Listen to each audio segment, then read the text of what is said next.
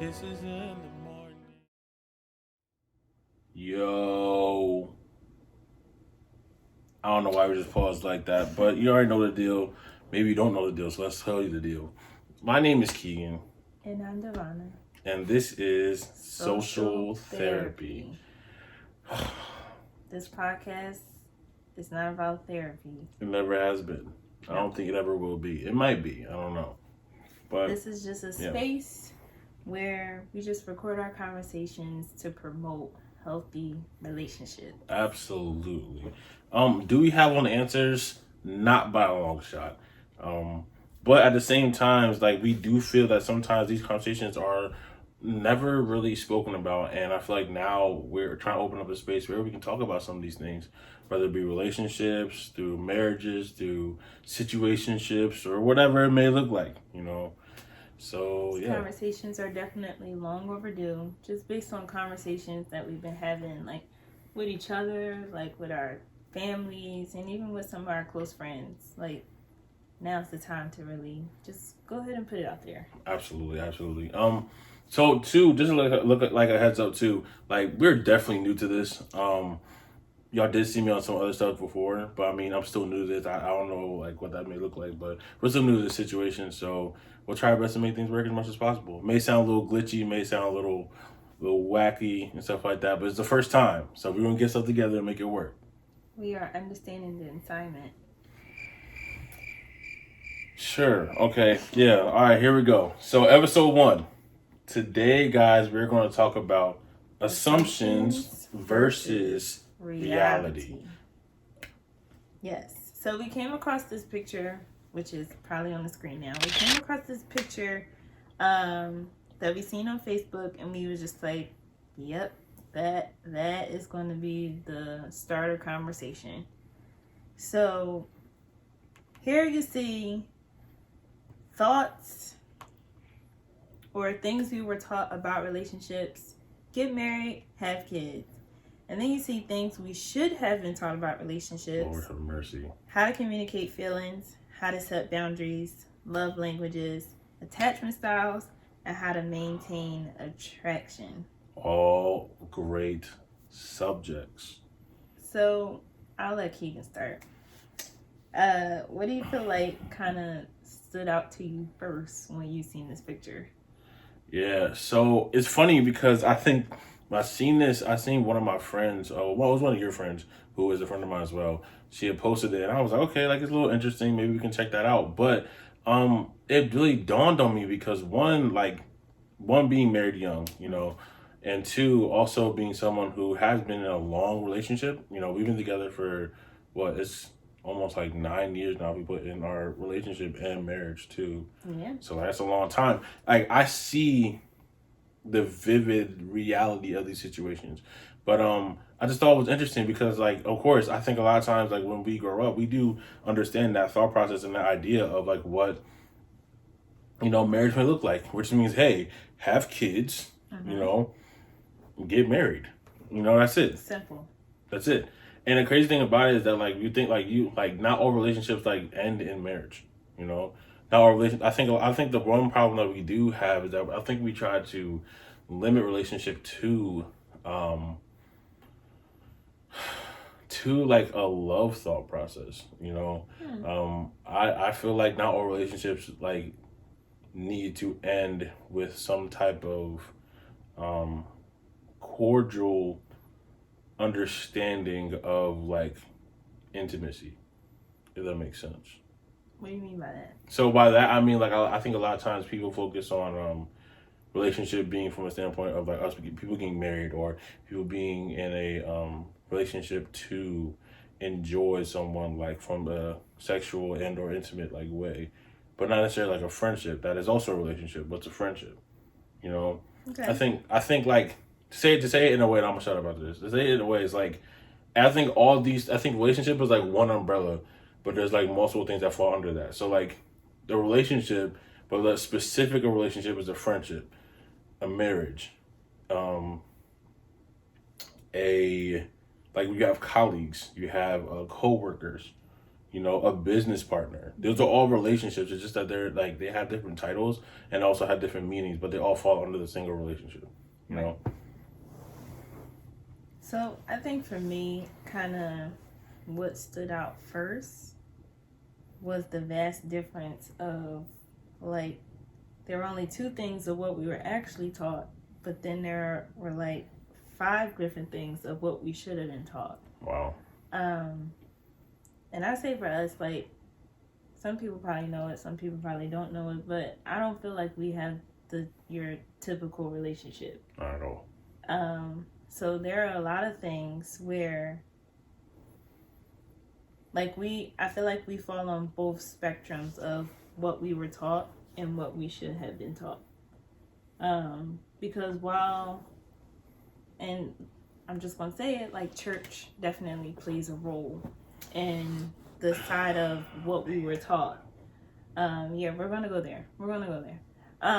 Church definitely plays a role in what we were taught, because you're in church, it's like, don't have sex, get married, and then have kids.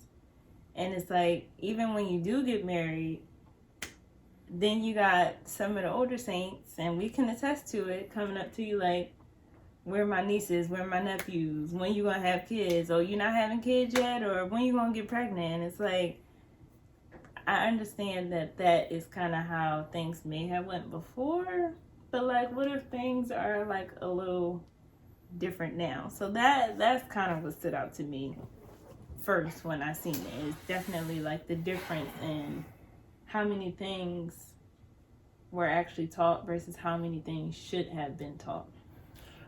Yeah. Yeah. There's a lot to say with that. So let's start bringing it down. So let's go back to the things that were taught about relationships. You got get married on one side, which is 50% of it, and then the other 50% was have kids. Right. So what do you like? When did you actually? Because what? I'm 27. You're 26. 26. Yeah. When did you actually, us being like a young couple, when did you actually feel like you were serious about wanting to get married? Well, I don't. It's funny because like people, I think with us too, not to like, I'll play that card because we're talking about us.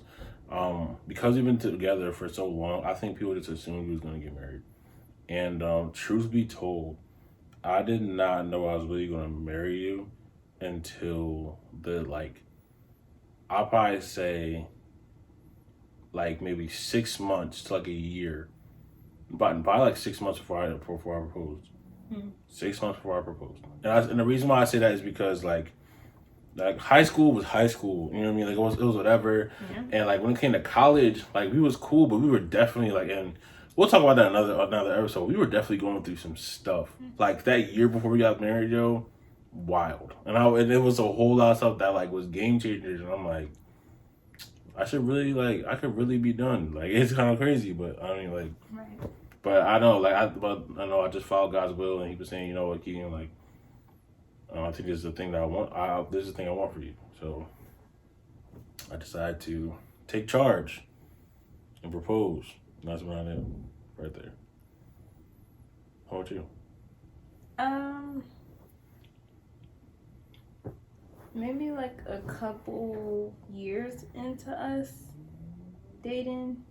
I'm not gonna say that I was like gung-ho about it, as we're like, it needs to happen at this time or else I'm out. But like once I started taking you seriously, because we were young, like when we first started talking, you were 16, I was 17. Like we were just finishing high school, we was on our way into college, and that is just like a new experience for anybody. Like you're trying to learn yourself, you're trying to meet new friends and get into whatever extracurricular activities you want to do in college. So it was definitely a different atmosphere for us. But I feel like once I got to college and once we were able to kind of get over that hump and that rough patch of finding ourselves in college while also like being who we are for each other, I feel like that's when I was like, okay, like this is for real. like this is what I want to do for the rest of my life. Because it's different when you sit and you talk late night on the phone about like, yeah, like one day we're gonna get married, and like have like the little funny stories about like, well, our kids are gonna come out this, or our kids are gonna come out looking like this and acting like this. Like, Right. I feel like it's a difference between like having those conversations and like actually like acting on those conversations. Yeah. So I have a question then, since I mean I didn't write this down, but I have a question. So, like, basing the situation off of what you just said, right? Then also basing the idea about how we see that in relationships we're only taught to get married and have kids. Do you think that played a huge role in like how you felt about like us getting married? Because I think about I think about it from this standpoint, like, and you know we'll refer back to like obviously the like the chart and stuff like that. But in that latter part of the chart talks about like all these other things that we now know because we do therapy, and like we also do social work, so we understand a little bit more about like relationships and stuff like that. But before that, it was literally just like us being together. And did we only think about marriage at that point? Versus what? Right. That's what I'm saying. So I guess then, yeah, because they're like, what other options were there? Like, again, Well, we were taught to get married. So if that was a goal, like I feel like for us personally, it was, we were in this relationship with the end goal of eventually marriage. Yeah, but like, okay, so like to play devil's advocate, but not devil's advocate too. Like, I think that's a good end goal for everybody. Like, Right. so if that's what you're saying, oh yeah, like to get married and stuff like that. However, I just think that there are things in relationship that like people don't know or don't think about that plays out in marriage. You know what I mean? Mm-hmm. Like I think that's kind of where the chart. I think that was my real assumption of the chart. Like I feel like marriage and kids like the surface level of what they believe relationships go by, but to sustain a relationship is what those things are in the bottom chart. That's how you sustain a relationship. Right. So let's kind of scoot down to the bottom now of things we should have been taught. So the first one, let's go with how to communicate feelings.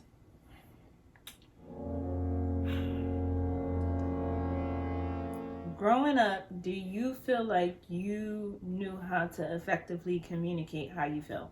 I think it would be different for you because you were the only boy in the house. Absolutely.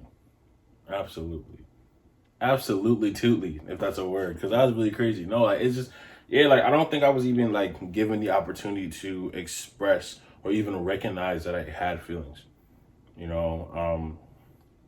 And that's not, and to be real, like I used to think it was a thing like just for my household, but like I'm starting to see like a lot of my friends who have like brothers or who have like, you know, a dad, like dads in their life, so that like my dad's always been there too. So it's that for me, like it's a little different because I know a lot of people who didn't have dads, know people who did have dads and stuff like that. But from a male standpoint, I was never even taught to recognize that I had feelings. So it's like by that I mean I'm saying that, hey, if I was crying, like they said, yo, stop all that crying. You know what I mean? Like, yeah. If I was hurt, why are you acting hurt? Get up. You know what I mean? So like, I couldn't even recognize that I was feeling something. So how do I know how to communicate what I'm not feeling? Like that's not possible. Yeah. Like that's not a possible thing. Like that's so good. And I appreciate that. Thank you. You know, I try my best to do these things sometimes. Philosopher, by the way, just so you guys know. Okay. But anyway, so like it's no, but like sincerely, like I'm really kind of on that point. Like, I don't think emotions was a thing to recognize, and for you to understand, for you to like rightly communicate how you feel or something, it's good to be knowledgeable about that situation. And I'm like, I feel like I was knowledgeable about like the fact that I was feeling something. Mm-hmm. I just wasn't knowledgeable about what it was. And to be real, I don't think I'm so knowledgeable about it now. I feel like I understand a little bit more about my emotions and how I can say those things. It's just more so like there's so many different things, so many different aspects, and now it's kind of like I'm learning as I go, right. Not like learning or learned and then figured out, you know? Yeah, I think for me, like I wasn't the only girl in the house, but I was the middle child. Right. So there's my older brother, and then like when his birthday rolls around, we're like 7 years apart. Mm-hmm. And then it was me, and then it's my younger sister, and we're like a little less than 2 years apart. So I feel like for me growing up, like I personally was like the sensitive one in the home. Like I expressed my feelings regardless of like how other people felt. Mm-hmm.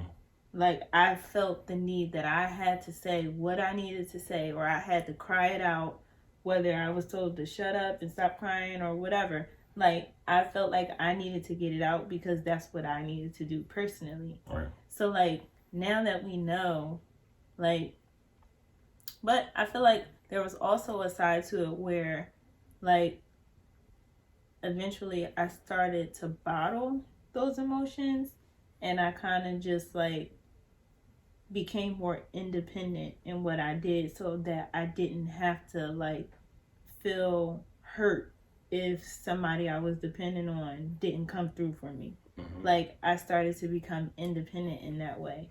So now that like we understand like those feelings and like how to communicate those feelings, like, and how we dealt with it growing up, like how do you feel like it translated over into our marriage?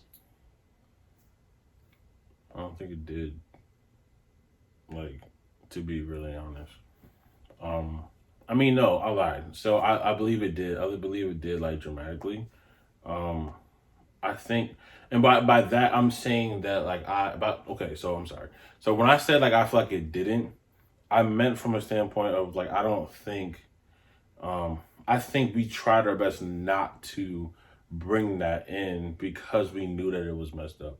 But, like, naturally, we already did, like, we were already, like, coming from that standpoint. We were already, like, acting or reacting from that place, mm-hmm. if that makes sense. Yeah. So it's like, there were times when we purposely tried not to bring in our emotions or bring in, like, the lack of understanding emotions from our family situations into our marriage because of that. But at the same time, though, too, because there's no filler, because there was no, like, I think when I say filler, I mean, like, when you have an understanding of what you want to do, mm-hmm. I believe it's easier for you to then try and, like, match that or make whatever your situation is up to that situation so you can act that, so it could, like, you can react that way or talk that way. But there was no right way. You know what I mean? So it's like we knew that what we were doing was wrong, but because there's no right way, like, naturally it's just like, all right, we're going to do what we got to do and keep going. Right. And I think that's kind of where our mindset kind of grew.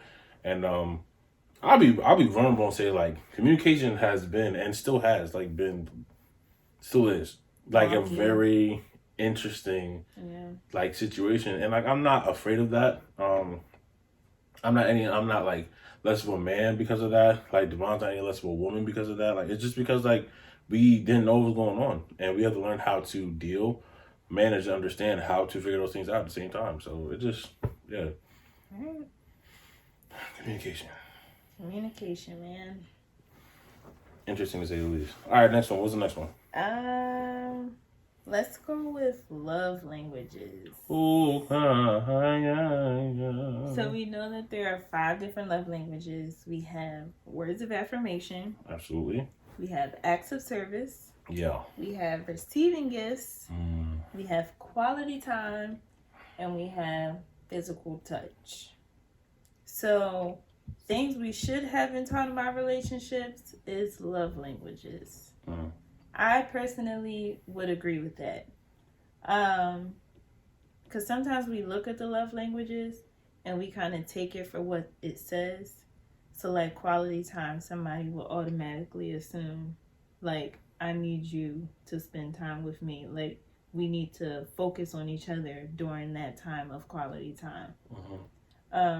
But I think kind of understanding the love languages a little deeper would make more sense to why it should have been taught about relationships to help better build, like, the connection between the two.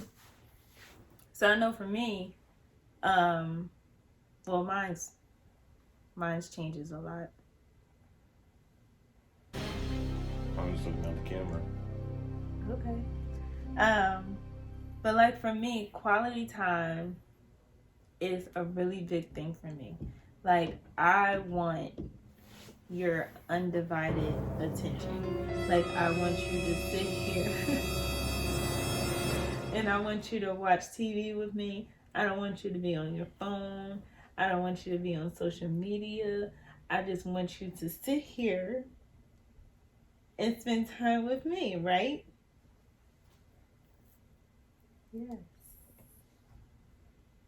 But something that I had to learn and something that I had to grow to understand is that quality time does not always look that way.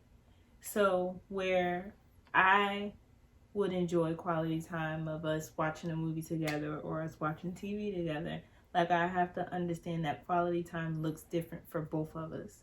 So something that, again, that we had to communicate, that we had to learn how to communicate, was how we enjoy that quality time. So for him, like, because Keegan is a musician, because he enjoys like playing his keyboard and kind of getting into his studio area, like there were times I had to learn, if I wanted quality time with him, I had to go to him and be around him while he was enjoying doing what he does.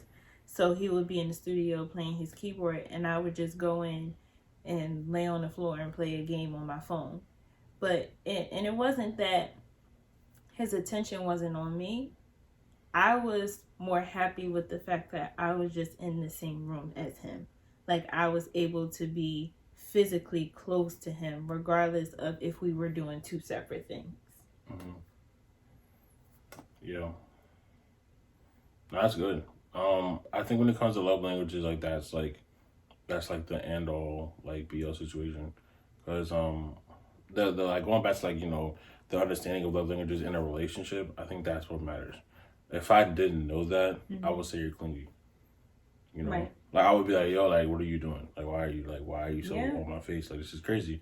But if I knew, because I know that, I'm then taking the middleman out and then like understanding, or I'm then like ready to have the conversation of saying, hey, like, so I don't really like that much. Maybe we can talk about something else, or maybe like we can figure out a different way or something like that.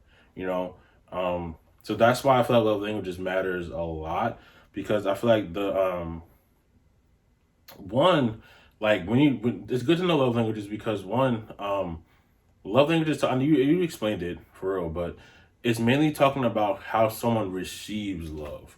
Like how I receive love, not like what I really like doing per se, even though it is kind of the same thing. Right. But it's more so how I receive love. So, for example, like Devon loves quality time, so she'll give quality time, but she loves receiving it. If I want to make sure she's in a good spot and love her the right way, the way that she would want me to love her, it would be more so the same point of saying like, okay, I got a scheduled time where we're like watching a movie, we watching Titanic, even though that movie long as crap for no reason. And it's like, all right, I'm gonna sit here, Keegan, don't touch your phone. Just sit there and watch this man die. It's crazy because he could have lived, but I'm gonna leave that alone. Yeah, my man could like rest in peace. But anyway, so it's just like that. So that whole situation, like I had to set those things apart and understand that, like, hey, like that's what she likes, and that's what I want. That's what she wants to do, and that's how she receives love, and that she feels love. You just seen the way that she smiled when we started talking about it, So it's a whole different thought process, and I believe that a lot of times, like the nuance behind love languages, if it's not understood, can be annoying. Because it's like you're constantly expressing those things that you would like to happen.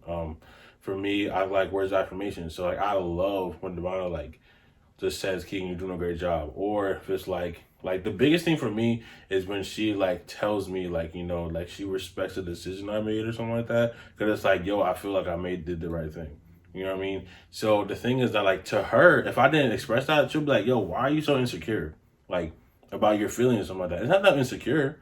It's just that like I just love like my thought process. Like I like when people are able to like tell me about something I did well, Not that I feel like I did it wrong, but it's just like, you know, I just like when people do that. And that's just my way of saying that. But like, you know, because they're like different nuances, different things to the regular eye, to regular relationships, or things like, you know, to like the younger relationship, that's like dumb annoying. Like that's really awkward. I don't like to do that. It's weird, and it makes things work. It can Worse. like not makes things worse. Not understanding that and not being taught like that love languages is how people receive love.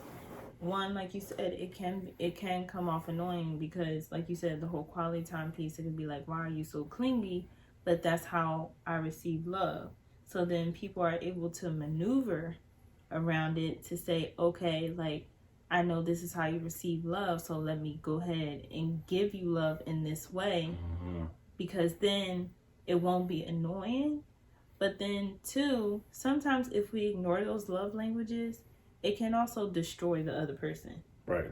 It can destroy them mentally and it can destroy them emotionally. Yeah. Because like you say, yours is words of affirmation. So say I did not know that, and you were actually looking for me to affirm, like, oh, Keegan, like, you really did a good job on the organ today, or Keegan, I really love the outfit that you put together today, or thank you for making this decision, like, or thank you for washing the dishes, thank you for washing the clothes or something. Like, sometimes if I go around those things and I just ignore it, it can destroy you mentally and emotionally to make you think that you're not doing something right.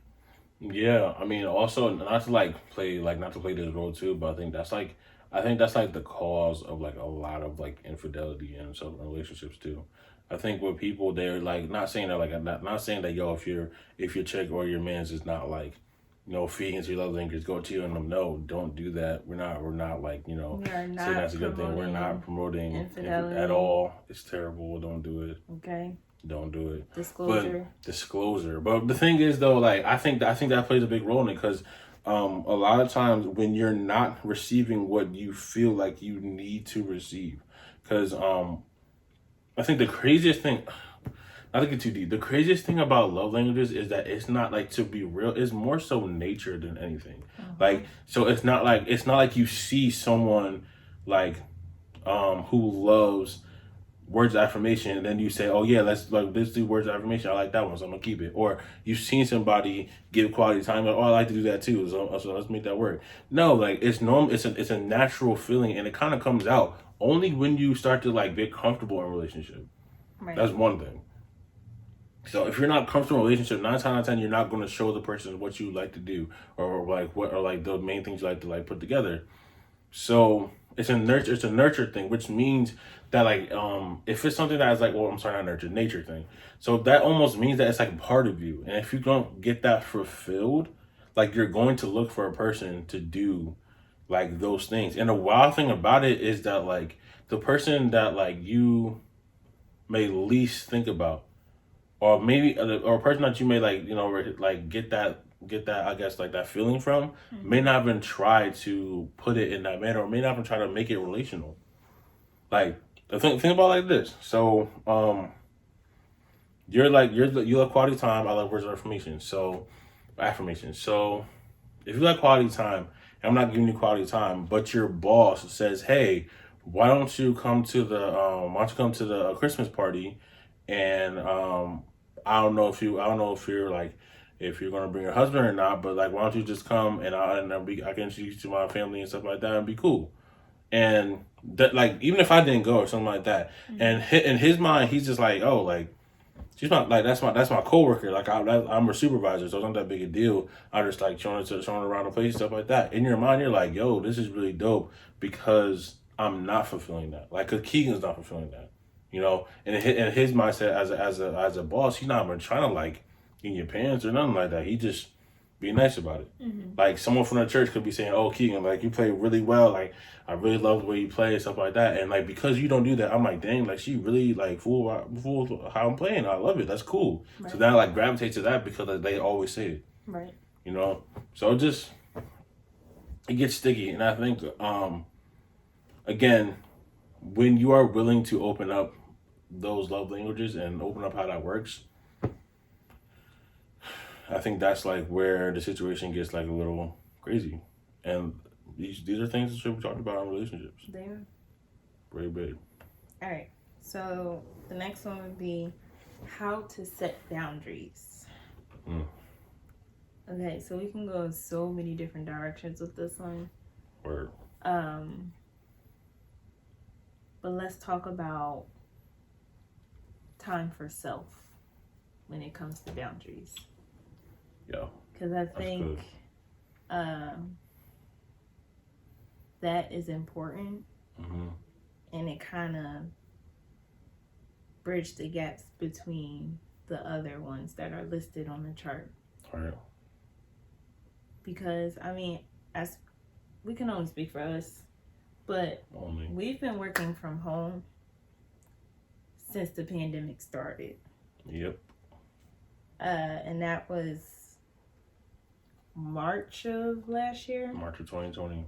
March of 2020. I know it was March 13th. I remember to the date. Like, it was crazy. Yes, it was right after Spring Workers. Yep. Keegan and I have been home, working from home together since March of 2020.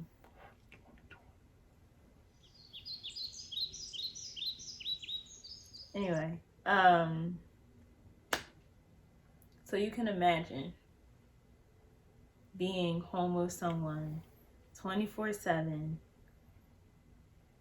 and just working from home. So I feel like when it comes to like setting boundaries, we had to learn how to separate ourselves. While in the same house, we had to learn how to separate ourselves from each other. We had to learn how to separate ourselves from work.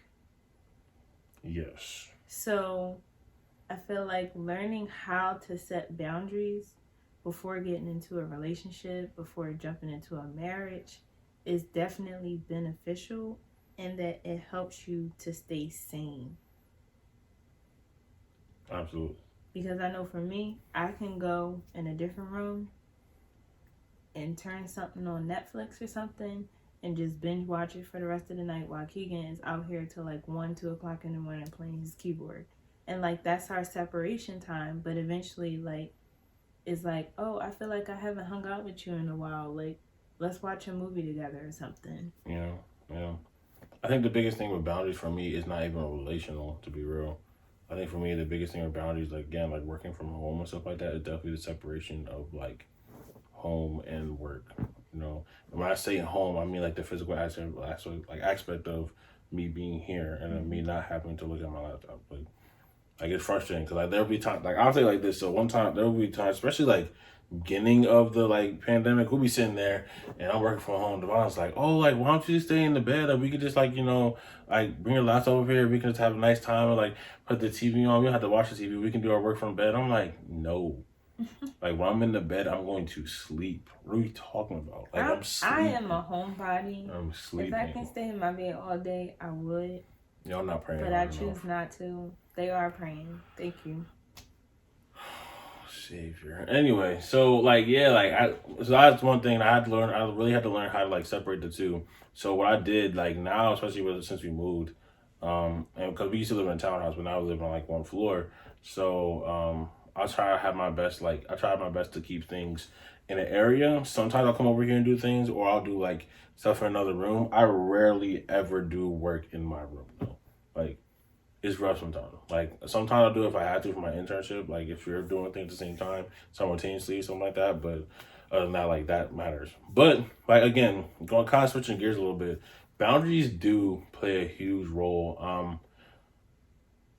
That individual time, like you were saying, matters. And I think the biggest thing with relationship though, prior to marriage, is that like because you're like dating, you that spontaneous feeling of like, oh, what are you doing type thing, or like how where you been at, or I miss you so much, happens so much. And then like you're saying that like hoping that one day we'll get to a place where we get to see each other all day every day, and then you get to a place where you see each other all day every day, all day every day, and you're just all day every day. It's like, oh, like so this is what I meant when that was going on, like, you know. And it's not even like a bad thing. Like I have no problem being with Devon all day. The only issue is that like you lose sense of self. I think that's the biggest thing when it comes to boundaries. Yeah.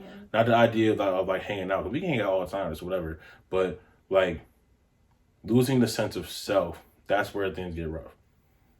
Because you married me for me, not because of who you thought I was. Right. Or like who I became if I did like neglected who I was before, or what I did. Yeah. So it's just, don't get me wrong, we do get on each other's nerves. And there all are the time. times when we gotta put in our headphones and just sit in silence or go out for a walk or something just to kind of distance ourselves from what's going on, and then eventually try to come back and rectify the situation. But like sometimes setting boundaries, I mean, is easier. It sounds easy as we talk about it, but sometimes it's not always as easy as we think it is. Mm-hmm. And I do believe that had that been expressed for us before we got married, I think a lot of stuff we deal with now probably wouldn't have been as deep. Yeah. That's for sure. That is for certain. Because I'll even say, like, personally, I feel like I had no life when we got together. Like, I kind of did what I wanted to do, but that was because it was mandatory at the time. Mm-hmm. Like, if it wasn't mandatory, I'd probably been with you the whole time, which is terrible. Like, be yourself, okay? Don't just I love Devon. Don't make it sound like I don't love her, but okay. You're like, all right, like she over here wobbling. But anyway, yeah, like make sure you have time for yourself. But I think that's definitely a big part of a relationship. Yeah. Yeah. So I mean, guys, this is I think this is what we're going for in this thought process. Like at the end of the day, be spontaneous with your relationship. Be curious. Ask questions. Communicate. And try your best to talk about some of these items, These are all things that play a huge role in a healthy marriage. You people just get married. You can be married. Yeah. But a healthy marriage is a whole different thing. And not just a healthy marriage, but healthy relationships in general. Whether it's a friendship, whether you're dating, or whether you're looking to date. I feel like a whole disclaimer, even though we're sitting here and we're talking about these things, we do not have these things perfected. At all. To be real. We are still trying to figure them out ourselves. And I think that's what makes this so genuine, because it's from our perspective and it's our thought process of how we see things. Yeah. So while we're not perfect and while we're still trying to perfect these things, one thing that I will say is that these things are good to start working on while you're dating. Absolutely. And even before you start dating. Mm-hmm. Because some of the things that we get tripped up on now in marriage, I feel are things that we could have definitely fixed while we were dating. And we passed up on because they happened while we were dating. We just didn't care about it. Yeah. But I think I'm not knocking young marriages or young relationships or anything, but I feel because we were young, when we got into it, some of the things we really didn't understand until we got married, until we got a little older, until we started seeing other things outside of our relationship to make us really think, wait, are we doing this right? I don't think we're doing this right. So maybe we need to fix it. And it's okay to go see a therapist. It is. We have been to we have went through premarital counseling. Mm-hmm. We have followed up with our premarital counselor. Mm-hmm. And we have also been to a marriage therapist. Not saying that anything was necessarily wrong and we were on the verge of divorce or anything, but we felt our communication was definitely slipping, and we felt some of these things that should have been taught were not taught, which then causes us to start thinking about things differently. So instead of trying to fix it on our own to see if we could fix it, we actually went and talked to a therapist who was able to kind of give us tips and skills and techniques to kind of correct things that should have been corrected while we were dating, or even before we even started dating. So yes, like, it's okay to see a therapist. It is. It is okay to see a therapist. If there's like one thing I will leave you with, then we can like end this joint. Definitely like know that the right way is y'all's way. Right. If that makes sense. Like because a lot of times people try to think that there's a set bar. There's not. I think you two set the bar in the relationship. Yes. And then when you guys set the bar in a relationship, you then are expected to make that situation work. I think there should always be a time, like whether you guys are dating or married, that you guys sit down, like with a bottle of wine. We're not, come on, like or whatever. Like, you don't gotta be, could be Kool-Aid or whatever, or like chocolate milk if you're like me.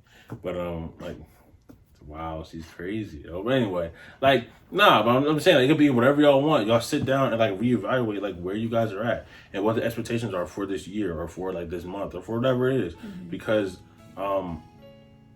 a lot of times we argue, like, especially us too, but like in general, I think a lot of times in relationships people argue over stuff that wasn't even communicated, you know? And when that happens, you then like are angry and frustrated at a person that you didn't even like tell them what they should do, what was done. It'll be different if you did that and then they didn't meet it. It's a whole different thing, you know? But that's what I'm saying. So like just know like the right way is the way that you guys create. You know? The right way is the way you guys create. Okay? Yep. Alright guys, so first episode, Down the Locks. We thank y'all for coming out. MP2 Community, we love you guys. They're watching it later. Coming out, watching later, same thing. We'll make it work. But I really appreciate you guys coming out and watching it again. We need you guys to like this, subscribe to the page, please, and share this with some friends. Share this with some other couples or other people that you may think will like this video. We'll come back to you guys with episode 2. But until then, yeah. Deuces. We'll see y'all later. Again, like, share, subscribe on both YouTube and Facebook. MP2. We also want to hear from you. So please leave in the comments. Please message us topics that you want to hear, topics that you want us to talk about. We will also have some special guests on the show as well coming up soon. Possibly. So we just want y'all to stay tuned. We want y'all to keep us in your prayers. And this is Social Therapy. See y'all later.